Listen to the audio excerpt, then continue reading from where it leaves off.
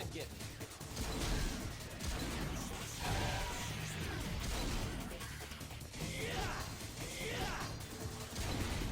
You scared?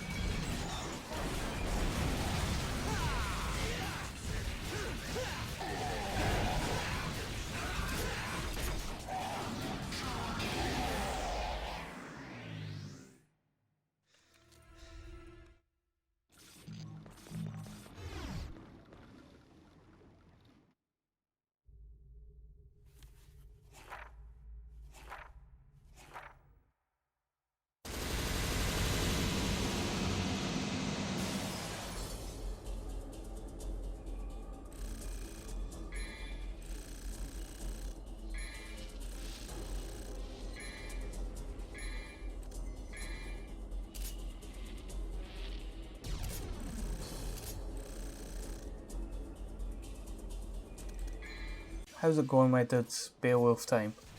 This is a really fun one, especially for Royal Guard fans. With some practice it tears this mission apart, and it is oh so satisfying to get right. Before we get to the fun stuff though, there's a bunch of Soul Eaters to deal with. Guard cancelled spiral shots are your best weapon here, with a Devil Trigger explosion charged and ready to go in case you get attacked. The first room is pretty easy once you're used to them, but it's good practice for getting a handle on exactly how they work. I don't really know what sadist decided pairing Soul Eaters up with a Hell Vanguard was a good idea. Fighting them in any kind of honest fashion isn't really viable. Hiding in a corner and clearing them out's the way to go.